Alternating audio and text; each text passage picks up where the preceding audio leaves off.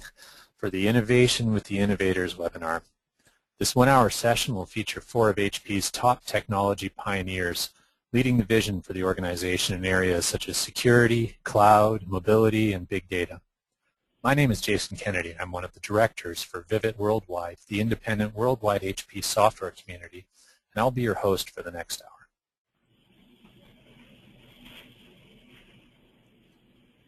First, some housekeeping. Today's live session is being recorded and is intended for all Vivit members. If you would like to see this recording, it will be on the British Columbia chapter page of the Vivit website, and we'll talk about that at the end of the session. And it'll be available for all Vivit members. Vivit membership is free. Before we start, I'd like to briefly explain our format for today so that you can participate and get the most value from this session. After some brief introductions, I'll provide the panel with an introductory question. They'll each have an opportunity to answer and then open up for a discussion amongst themselves and involve questions from the audience. If you have a question for the innovators, please type it into the webinar questions panel, and I'll share the questions with our panel in the order received. If your question is for a specific speaker, please preface your question with their name. Here's a picture of the Gotowebinar control panel that usually appears in the upper right-hand corner of your screen. If it's been minimized, there should be an orange arrow that will bring it back out. To submit a question, make sure that the questions pane is expanded, and then type in your question and click on Send. It'll pop up for me, and I will be able to address that question to the innovators. So, without further ado, joining us today from HP are Suki Gill, HP's Chief Technologist, EMEA, Business Transformation and Innovation Guru. Suki is responsible for technical direction, innovation, and leading the senior client-facing technical leaders. Suki is a former Chief Technologist in defense and public sectors and has vast technology leadership experience in both private and public sectors. Suki also established the HP Innovation Council. We also have Ed Kettler, Chief Technologist for Sustainability and U.S. Public Sector at HP. Ed has an extensive public sector experience as a CTO with many accolades to his credit and holds patents in video game technology. Stephen Poland, the Global Leader, Digital Media and Communications for HP, is joining us this morning. Stephen leads HP's Digital Media Center of Excellence, along with the development of cloud-based service offerings to support the creation, management, and distribution of media for the media and entertainment industry. He brings more than 20 years of experience in the media and entertainment industry to HP. And our final panelist is Brian Mcglynn, the Vice President at Autonomy. Brian has over 12 years of experience helping organizations unlock value and manage risk in large sets of unstructured data. He has been involved with big data before it was called big data. Brian has over 10 years of experience with big data projects in all sectors. Gentlemen, welcome, and thank you very much for joining the Vivit Worldwide community today to share your insights. Thank you. Hi, guys. Excellent. So the question I'll start everybody off with is, given your experience, please share with us the top 3 game-changing business technology impacts that you see coming at the technology leadership from around the world in the next 12 to 24 months. What are these disruptive technologies, and how do we integrate them into the workplace? Okay, so this is Suki Gill. I can start first. So there are so many disruptors, and picking the top 3 can be quite a challenge, but I'm going to have a go here. So today, as the enterprise is struggling around existing legacy applications and keeping the lights on, they're trying to innovate. And one of the things that is driving significant desire to innovate and an impetus to innovate is actually the end users themselves are bringing in their own devices. Consumerization is at the heart of this trend. Typically, people have better computer at home than they have at work nowadays. And so bringing those devices, wanting access to certain services, is one of the key trends. And this is not just a device play. This is the fact that they they live and learn outside of the work environment using a whole different set of capabilities. We call this the system of engagement. So they work in a model of engaging with other people through social media sites, through Facebook, through Foursquare, etc. And that experience of how they engage with social media sites through their consumer devices is a completely different experience to the one they have when they come to work. In fact, you know, I've heard quotes like, "Why is it I'm so powerful at home, but I'm so lame at work?" Right? So we think that's one of the key trends where the enterprise has to accommodate this huge change that's going on in the consumer world. I'm not proposing here that there is a Facebook for the enterprise or a Twitter for the enterprise. I actually think the enterprise has lagged behind, and consumer will continue to innovate, but we'll actually see an adaptation and an adopting of certain capabilities. The key issue here will be data. When is the data secure? When does it live inside the firewall, outside the firewall? So that's one key trend. The other trend that I feel is key is cloud. Yeah, sorry guys, you won't be surprised to hear it. It gets billing here as number 2. Now the cloud, though, is not a box. It's not an infrastructure you can buy. It's something much more broad when I think about a cloud as a game changer.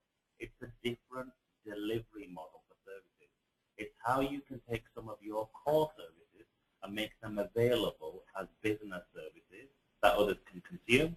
And it's how you will consume services that currently you build or buy or ask somebody to provide you, but in future you will just consume on a pay-per-use basis. And core to all of that will be how you manage what you promote as your services, what you consume as external services, and how you manage all of that within an enterprise. Cloud, by the way, is at the heart of the whole consumer revolution. Is just an assumption that anything you have in consumer world is delivered as a cloud service. The last one is real-time predictive analytics.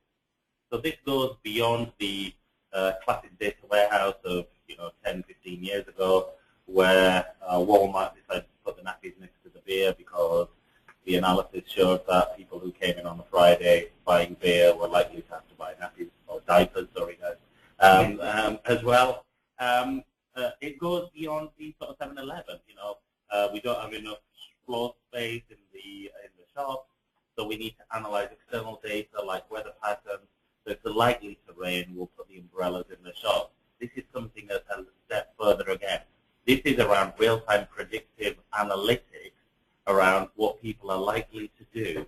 And in all of this world, there is a need to understand somebody's personal preferences and what they're likely to be interested in to stop them being swamped by, if I just pick an advertising line of discussion here, and that's not the only discussion, by the way. I think there is too much focus on just advertising revenue around some of this.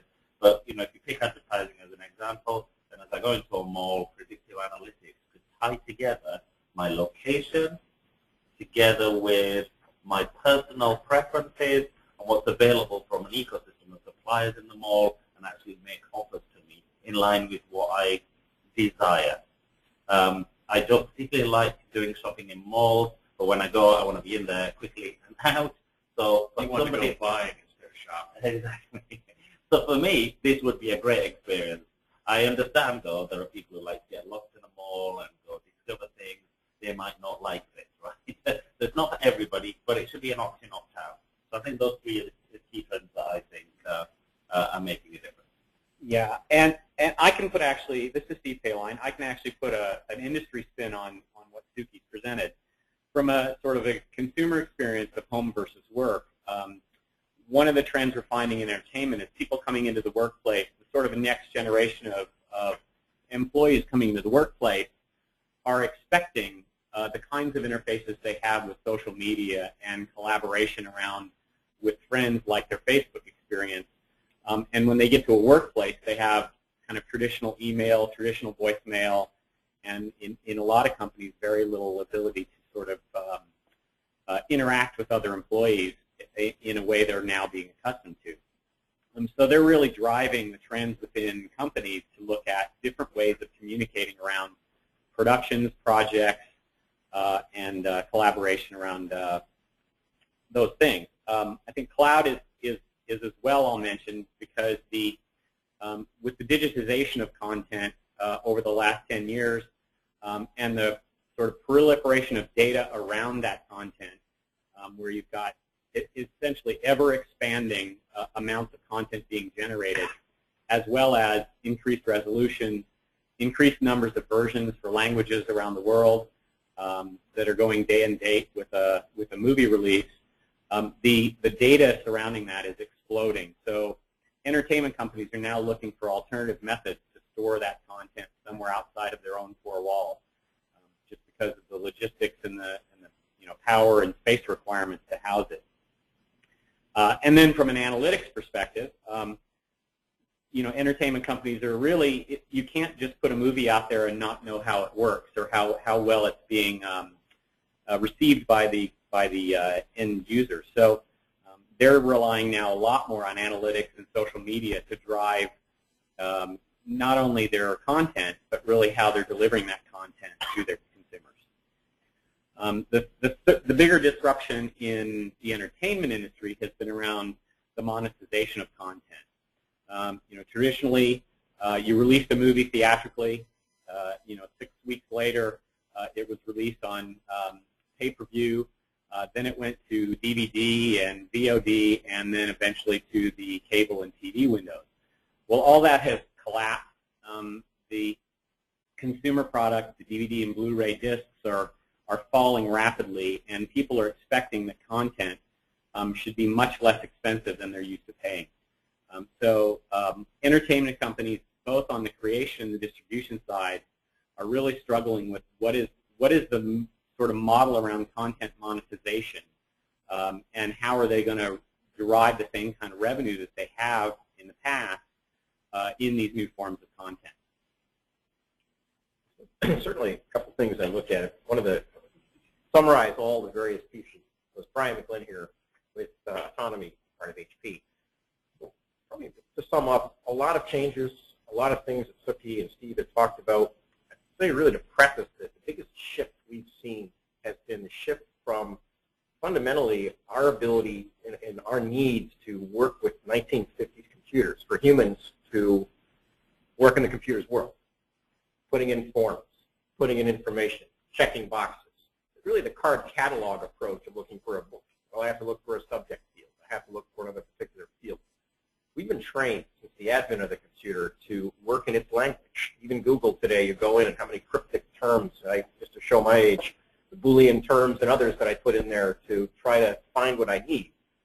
Fundamentally, we've been working with that, and what's shifted, certainly what we're working on Autonomy, and what we're really seeing is that shift to deal with human information. So certainly what we're doing, what others are doing as well, is how do we deal with human-friendly data? It poses a whole new set of challenges and a whole new set of rewards as well. Looking at documents, looking at unstructured data, which comprises over 85% of the content in an enterprise. Some enterprises even more, if you think about it. Looking at particularly how that would impact monetization of content, how that would impact analytics. That would impact pretty much anything, being able to understand what people do, as opposed to what people in a parameterized computer setting would have to do. So the key pieces we see around that, as an illustrative example, take, for example, looking at a penguin. I could see a document with 100 documents with penguin in it. Well, is it a Pittsburgh penguin? Is it a black and white bird from Antarctica? Is it a particular animal that likes to swim in black and white? All different particular areas that would deal with the penguin, different contexts, in many cases not even mentioned. So we apply that to social media. Say, man, that was killer. My experience there was killer. Or went to the hospital, those guys are killers. We're very careful about a lot of areas.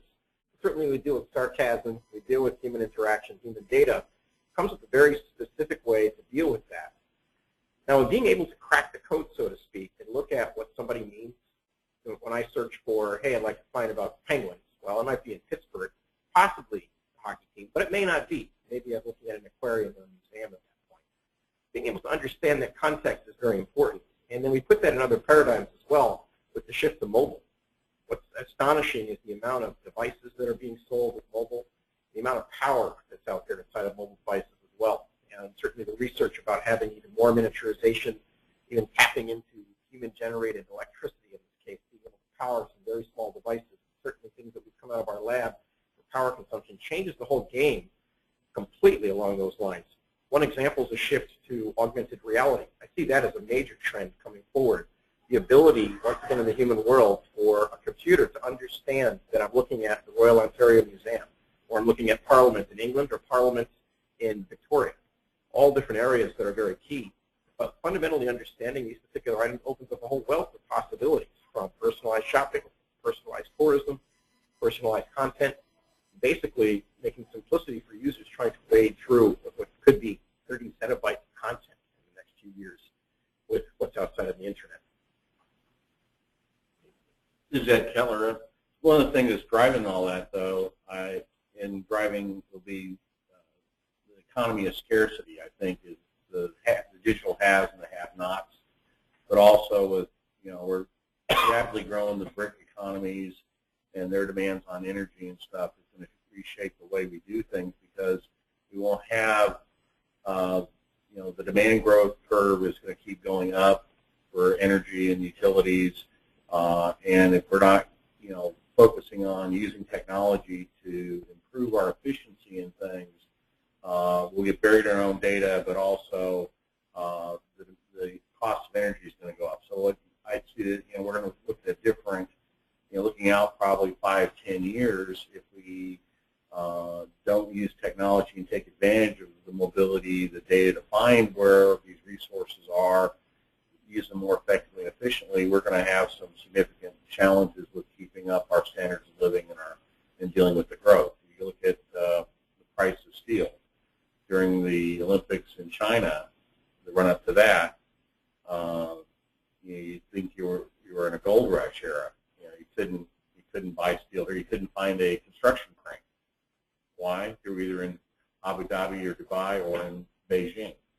So it's optimization, I think, will be one of the key uses of all this data, is figuring out what we need, when we need it, and be effectively using that data to get by. But, it's going to be a completely different landscape.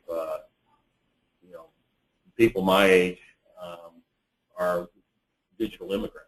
We came into this in college when computers were starting to come out. My daughter doesn't have a landline. If I want to get her, I don't call her on the phone, I text her, because she's instantly wired to respond to the ping on her iPhone. But it's my son doesn't have a landline either. And so it's just, they're completely different animals, and they take the technology completely differently than the way I'd approach it, because they grew up with a flashing 1200 on the VCR and asked what that was, and it's, now it's, what's a cassette, what's a tape, what is that? And it's just, they've gone through 3 evolutions of technology, and how fast can we absorb all this change? So there's going to be a lot of, the growth of digital, the edge devices, the sensors that we're having come out. It's just going to be a completely different world, probably in 10 or 12 years. We can't even imagine it today. Good questions? Well, we don't have any questions from our audience yet, but I have 1 or 2, gentlemen, if you don't mind. Okay. You're talking about optimization of data use and increasing costs of energy use. And Ed and Brian, you were talking about the amount of unstructured data and the need to understand the context. How does this affect the traditional data center, gentlemen? Is that going to be a dinosaur? And obviously, this leads into the whole cloud discussion, but I don't think, at least my personal feeling is that data centers, for the most part, aren't going to go away, but am I deceiving myself? Well, they can't really go away, but they won't look like the brick and mortar ones we've had for years. You're seeing, and part of that was, if you think back when in the 70s when mainframes were king, is that was the crown jewels of the corporation. You had to build your temple to accounting to house this thing securely because it was a big capital investment. That same compute today is you wear it on your hip. And we used to optimize the heck out of all our code and stuff just to get the most efficiency out of that machine. So now with the servers and stuff, the size they are, their power, we engineer them each generation to be more powerful but less power hungry, and so you're seeing the densities and stuff go up. So things like the HP EcoPod, which is kind of shipping container based. We also have Critical Facility Services has what is sometimes called the butterfly design, where there's a central core with 4 wing data centers. But that's designed to be prefabricated, hauled on site, and have the whole data center stood up in 3 to 6 months, depending on how much site prep you have to do. And an EcoPod can be delivered in 12 weeks from order anywhere in the world. So it's the shape of data centers. We were talking to a Canadian government official last night and talking about what's the data center look like. I said, well, do you have closed military bases with hangars on them? He goes, of course I do. I said, well, how many of these pods do you think you could fit inside that old hangar? And he's looking, going like, because he doesn't want to have to build 4 new data centers. He's got plenty of empty aircraft hangars that he can put the pods in. And so he's got power and he's got security on base. So he's like, that's a different way of looking at it. In Microsoft's Chicago data center, what is it? It's a big warehouse-type building that's got pods stacked too high in it. And so, I don't think you'll see the palaces of old, or the technology temples, or whatever we used to call them. They'll look like warehouses and distribution centers. So data centers will really become more temporal and mobile, in a way, and be able to connect to the cloud and unconnect. The thing, too, is portable. If you look at it from a lot of respects, that you look at storage. You go back, I remember buying a 9-gigabyte hard drive back in '97. The thing was huge. It would tip a lot of, basically it would rattle and shake when you go through. You look at today, the storage, you get a terabyte drive, a small fraction. That trend is going to continue. There's new innovations that are coming out of HP Labs as well that really will fundamentally shift the way that items are stored in memory, reducing storage, reducing the amount of RPMs that are sitting through and storing with data. And then in general, just the data centers, that whole perspective where you look at computing at one point, everything being put in one centralized location. What about distributed computing?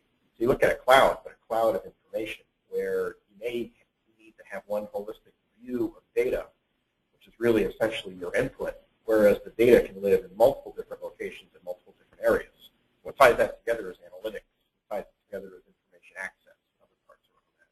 You end up with a whole different paradigm in that at some point I could see people literally toting a data center essentially with a laptop. Think about a terabyte drive in a laptop. That was a rack years ago at this point, the amount of content that's in there. It brings together a whole new problem. Data doesn't die. It stays there forever. So what are you going to do at this point as far as pruning it? The amount of risk, the amount of benefit, the amount of reward that's inside there. Business information, as more and more of it gets created, the majority of it's unstructured and certainly poses information risk in a lot of cases this time as well.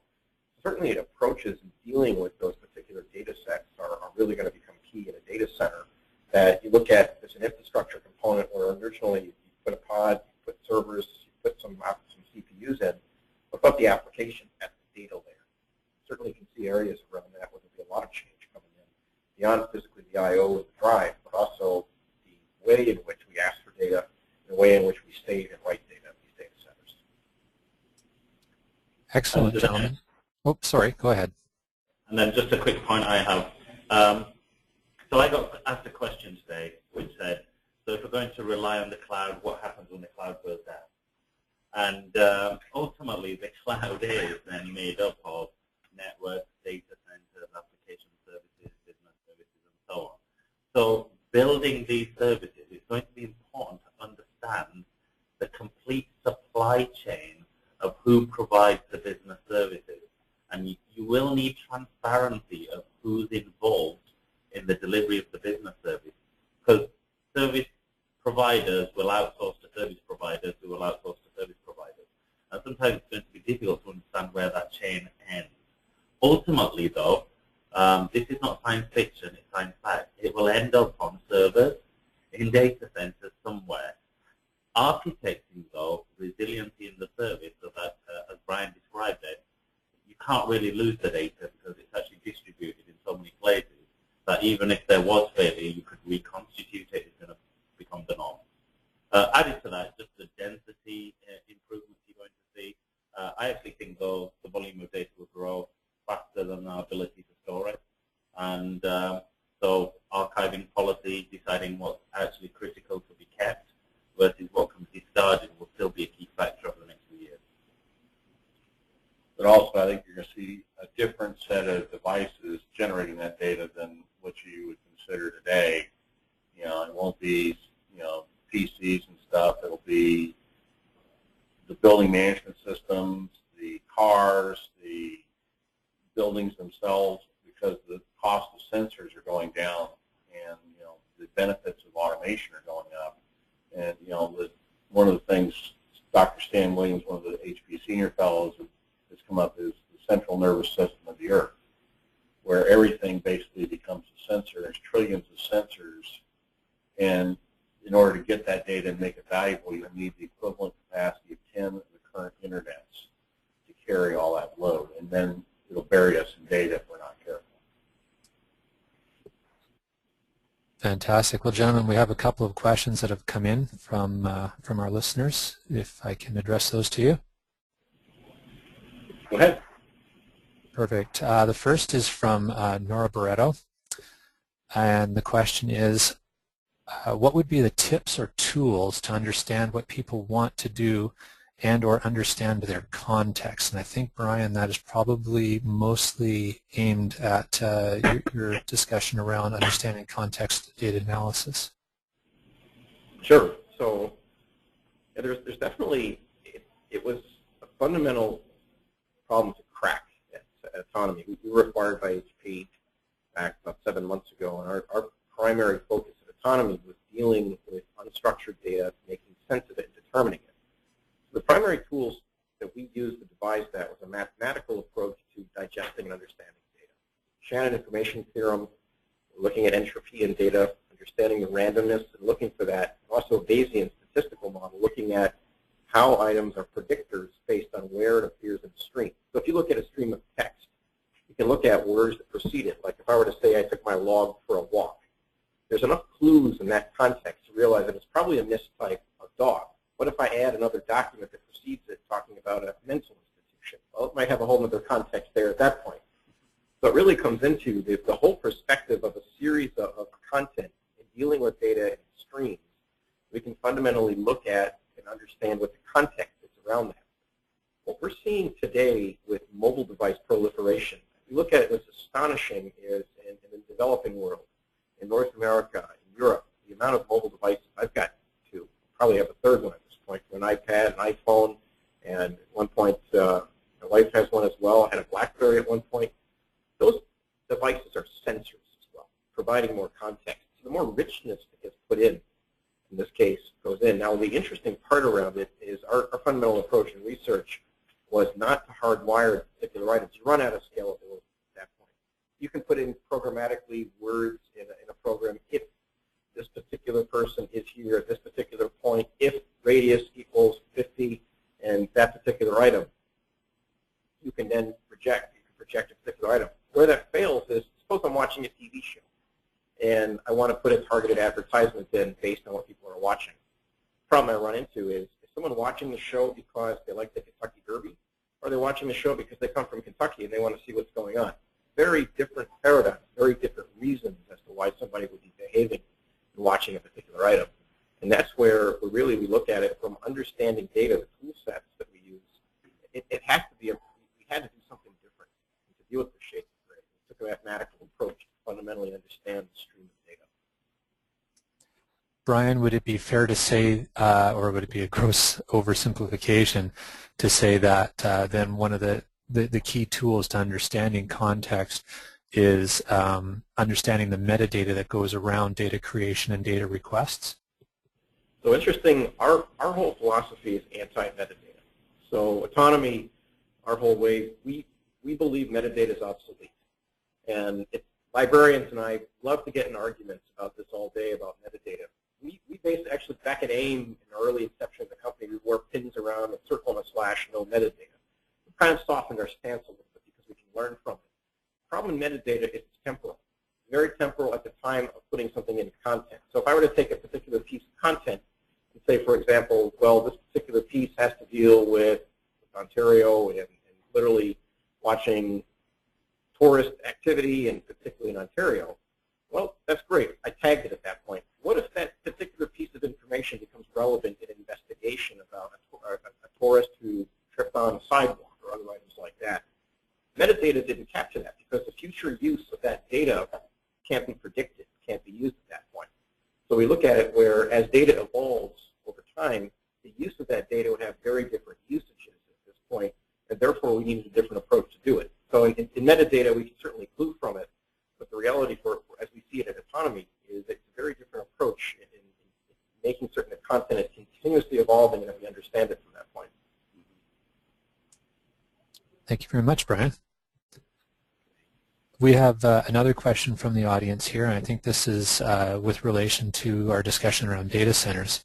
The question is, with the consensus being that the amount of data stored in data centers will go up exponentially, is it the panel's opinion that magnetic drives will still have a place in 5 to 10 years' time, or will we have moved to SSDs?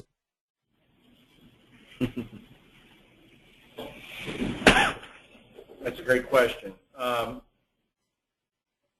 I think you'll see a couple things. I think at the low end, because of the price points, you'll still see spinning stuff, probably for another 5, 10 plus years.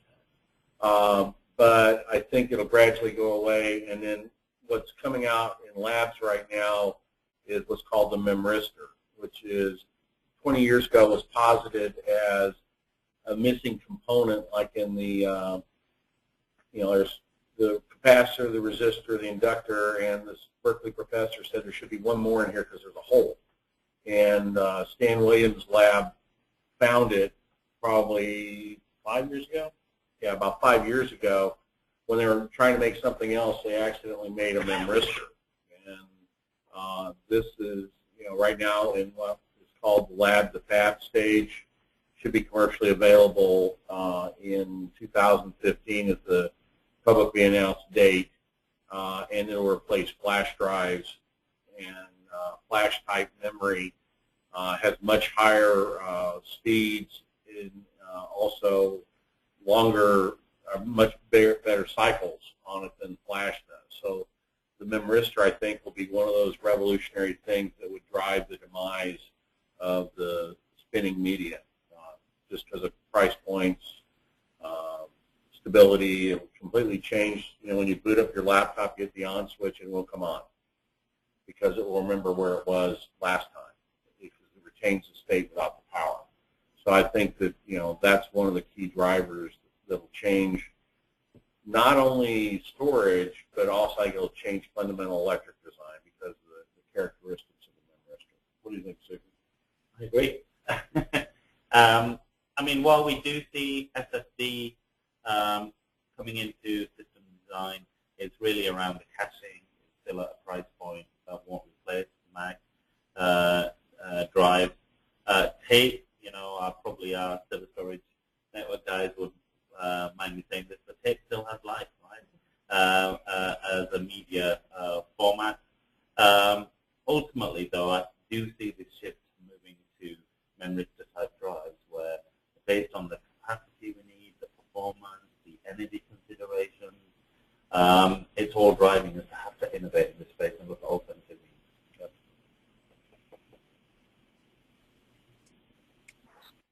Great answers. Yeah, I'm always wondering about tape myself because I'd sure love to see it go away.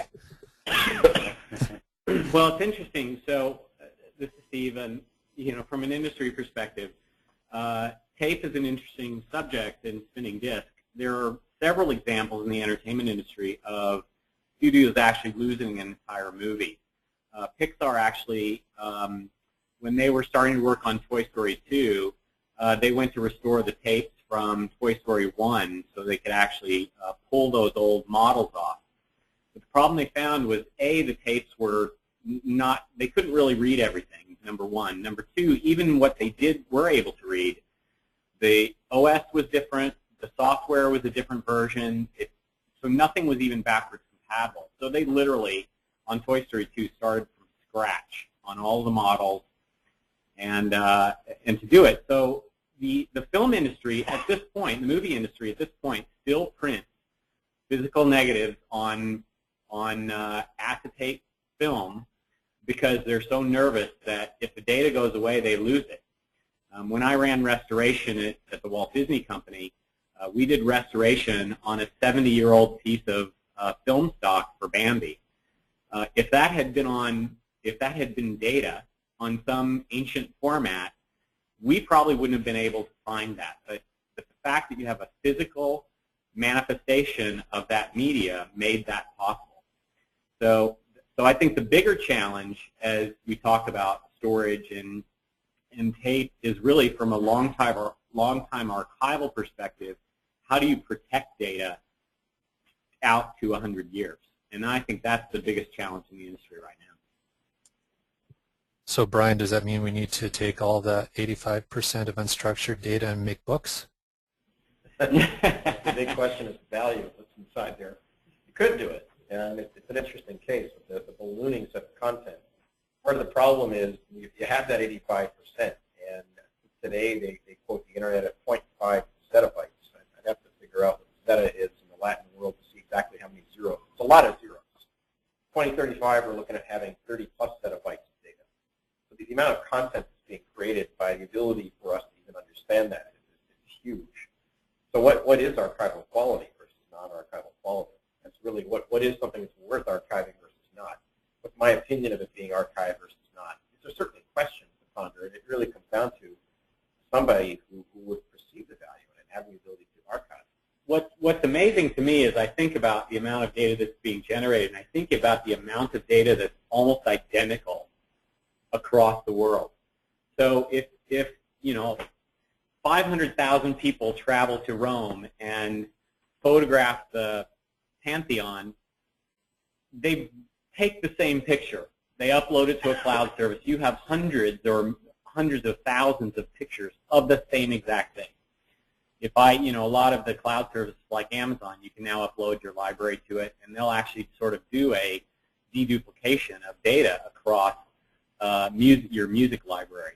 So I think there's an interesting kind of notion of sort of a global deduplication of data that's almost necessary to keep the amount of data we're generating down to a sort of reasonable amount.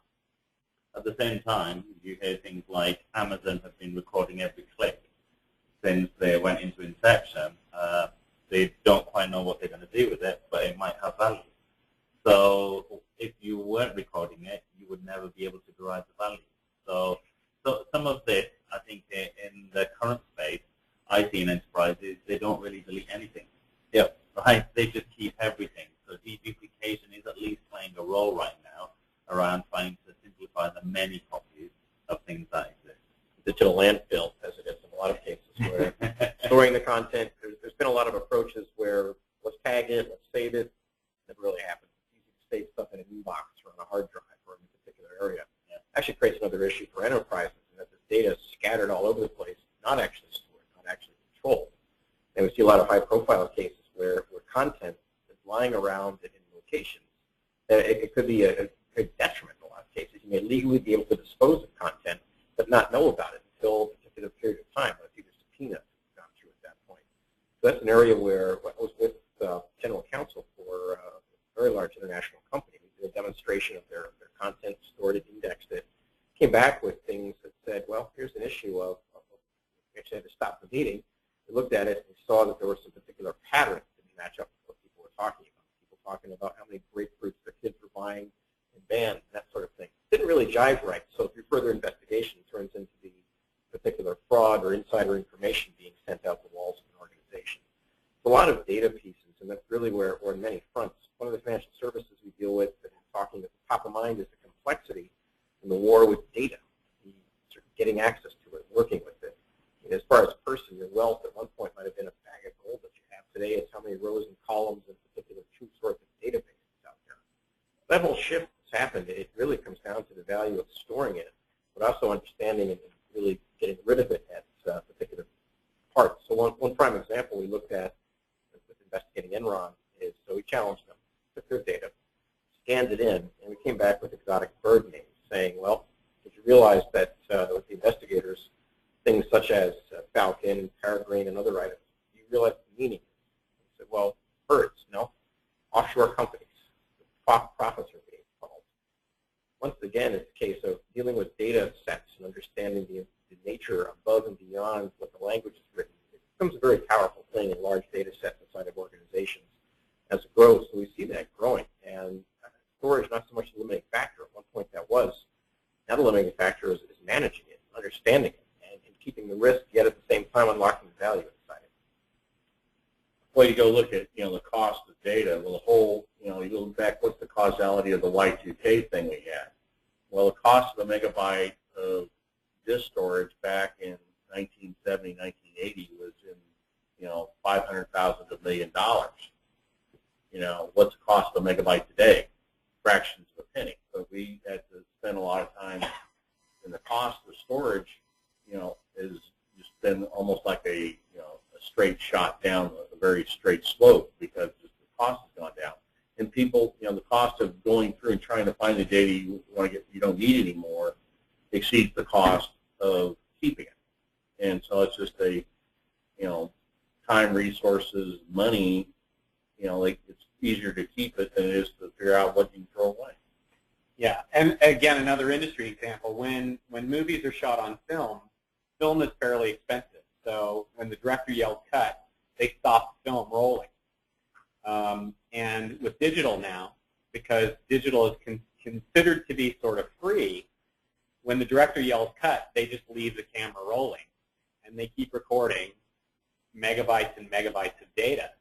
And they'll tend to now shoot dozens of takes versus 2 or 3.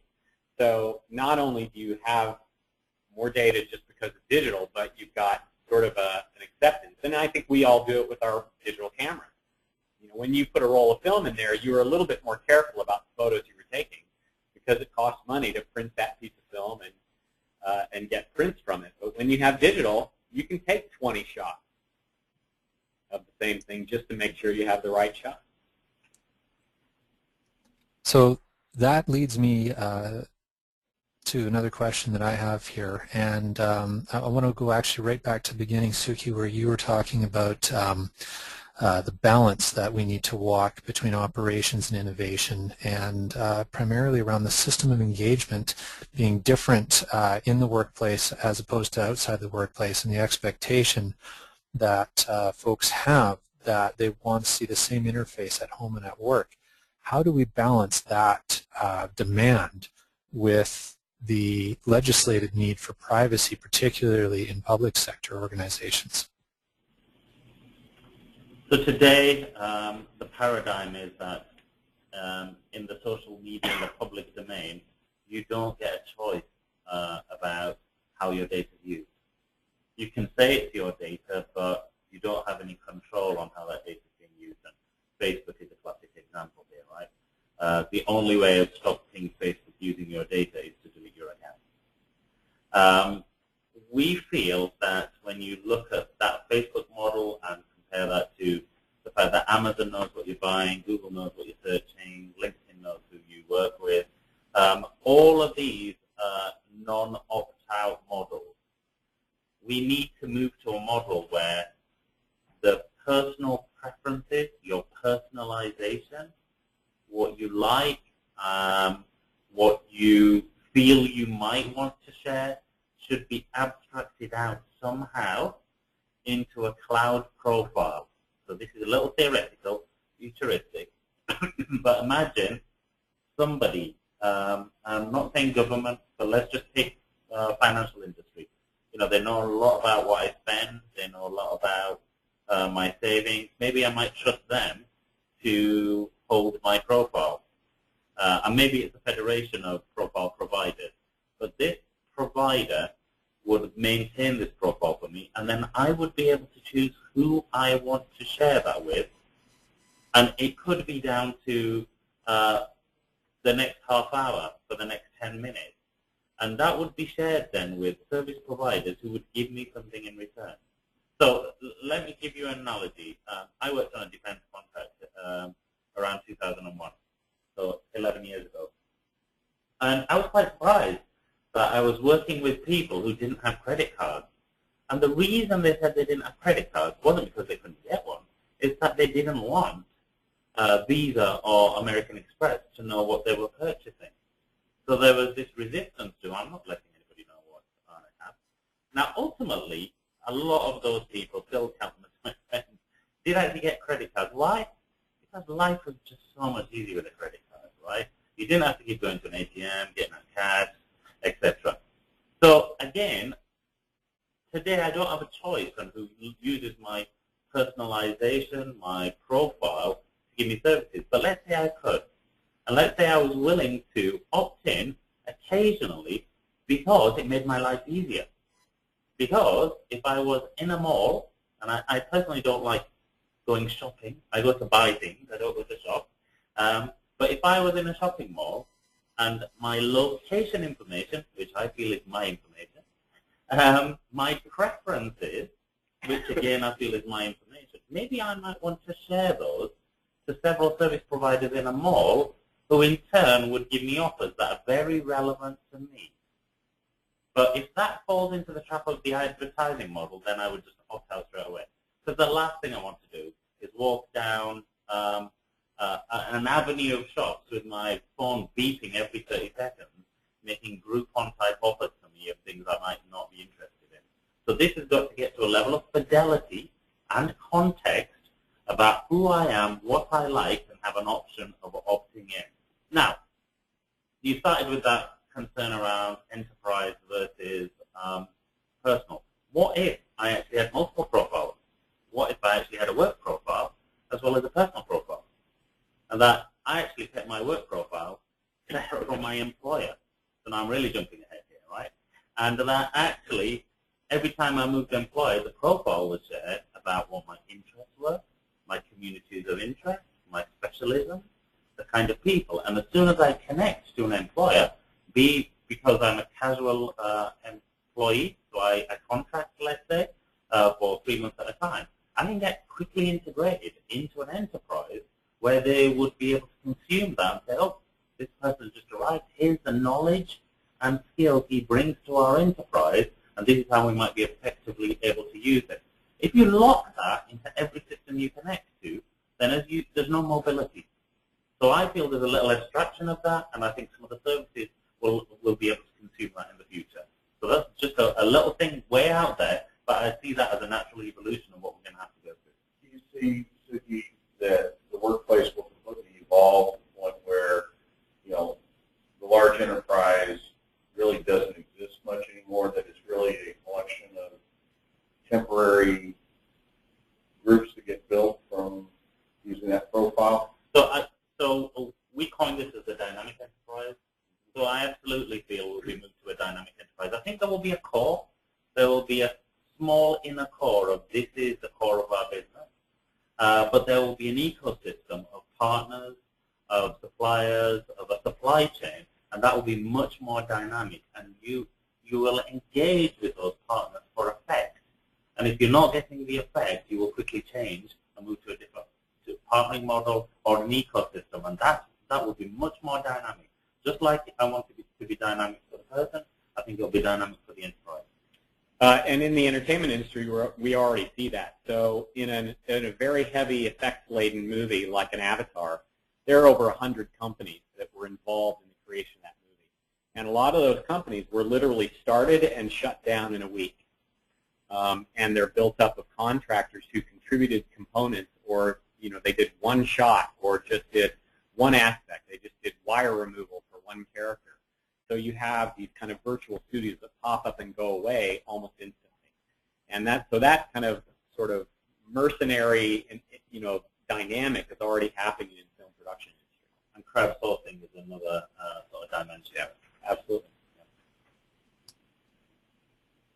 That's really interesting, gentlemen. I wonder how far away that actually is. Suki, you're indicating that dynamic, well, the work versus personal profiles, cloud profile, and federated identification is a future, but and then we start talking about dynamic enterprise concept, and Stephen, as you said, it's existing today, and particularly in the media, digital media and communications world. I would look to even the concepts of open source software, crowdsourcing, and all the different types of collaboration that go on, and the need for what we'll call them collaboration technologies such as video conferencing, groupware, things like that. It seems that we're really on the cusp. I agree. I mean, I think there are several technologies that are here available now. What I feel, though, is there's a shift that is not so much in the technology domain, but in the business model domain that is lagging behind to accommodate some of these technology advantages and bring them to market and mainstream much more quickly. We'll also see if that's going to actually have another impact. I'm looking out the window here at the office buildings in Toronto, and if I can mobilize my workers, there's a big push to this in the U.S. public sector, the federal government, is do I really need all these big buildings to house my enterprise, or can I put my workers close to the client and not have to build the buildings or occupy that? So, a lot of the savings, there'll be a lot of real estate savings and impact from not having to house the workers close, because you have the collaboration tools and the controls to go with it to get the work done. Ed, do you think that socially our society is ready for that kind of a shift? We're living it every day in HP. I work out of Plano, Texas. My closest teammate is in Tulsa, 3 hours drive away. My boss is in D.C. So I guess I'm living that dream right now. But I still think that it's important, to come in and see people and collaborate, because the quality of the interaction, even in a Halo room, is not quite there yet. I mean, there's things you can do, over lunch and stuff that you can't do, remotely. Yeah. So, I mean, there's some work that is going on in the Middle East in carbon neutral cities. Yeah, and so Mazda City is an example here. And one of the sort of prototypes that we saw early on was this, the carbon footprint of an individual. And the significant part of that carbon footprint is actually going to and from work. And so there was a concept which was that imagine a room in your house which looked like a room most of the evening and morning, but at some point all of the walls were actually IP painted and could become a cube in an actual office. So a flick of a switch, you actually walked into the office and it felt as though you just walked into a cube in an office, and you could actually stand up and see the other people in the cube and shout to them, and they would wave back at you, and they could have a conversation. Now, they couldn't walk into your cube, but you could get that kind of experience. Now, somewhere out there, but in terms of the amount of energy consumed, expended in people moving around for just meetings is significant. Now, I actually feel there's a balance that has to be struck here. You can't do everything in virtual world, but do any of us remember Second Life, right? Where did that go, right? Although I do see a little resurgence in those kind of capabilities. Getting 25 people on a conference call and trying to mediate a facilitated collaboration is just impossible, right? Especially a bunch of senior technologists, right? Who are all opinionated about their views. No. Yeah. So even trying to do that then on a video conference doesn't work. But in a sort of facilitated collaboration zone where you can actually turn off all their mics and say, actually, at this point, you will all listen to me. Or actually, this is now an interactive part of the workshop. All go onto the board and put your yellow stickies on the board of what your idea is, and then we'll boat on it, you can actually facilitate sort of collaboration in virtual world. Not perfect, but those kind of capabilities are emerging, and some of that is open source code that's available today. Fantastic. I'm sorry to say that we're at the end of our time for today. I've really enjoyed the conversation. So thank each of you, gentlemen, Suki, Ed, Stephen, and Brian, for your time this morning. Thank you. Thank you. It was really interesting to sort of collaborate and share on this thing. So thank you. Excellent. And for everyone who's attended real time and for those who will listen to this recording later, thank you very much for joining us today for Innovation with the Innovators. We hope you found the event of value. Today's webinar recording will be posted on the British Columbia chapter page on the Vivit website along with all the Q&A. If you're interested in hearing more from these HP pioneers and other visionary technology leaders, please join us in Vancouver this Thursday, May 31st for the HP Game Changers Half-Day Technology Symposium, or in Las Vegas, June 5th to 7th for the annual HP Discover Conference. For more information on these events or to listen to this recorded webinar at a later date, please join the online conversation and become a member for free at www.vivit-worldwide.org, where your free Vivit Worldwide membership entitles you to collaborate with the best and the brightest technologists using HP software. Thank you very much.